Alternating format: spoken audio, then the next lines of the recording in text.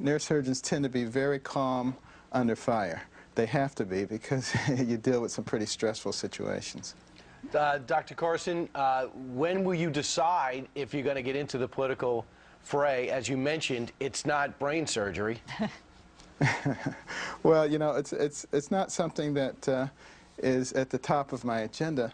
You know, my agenda is to encourage discussion, encourage openness, and hopefully get to a point where we stop getting into corners and firing at each other and acting like third graders.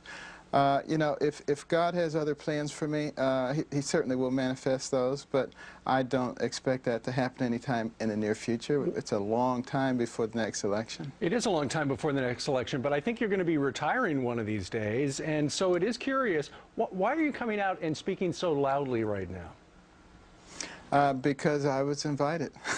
It was not part of my master plan, but quite coincidentally, toward the end of my career, you know, I'm asked to give this talk. The platform was there, and that's what happened. Sometimes things happen that you don't control. Has a political strategist spoken to you, somebody that you might want to work with? I've had so many people speaking to me, it's unbelievable. But the ones that I really appreciate actually are fellow Americans who are sending me all kinds of great ideals about how things should be done. You know, if our politicians were really smart, they would create a forum whereby they could really listen to some of these people. They're very, very smart, but they don't want to get into the political fray themselves because they know how brutal it is. Well, Dr. Ben Carson, always great to talk to you.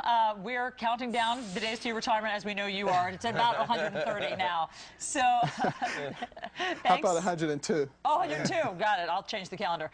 Thanks so much for being on. Thank you very much. He is coming out and speaking a lot, but it's always quietly. Yes. Indeed.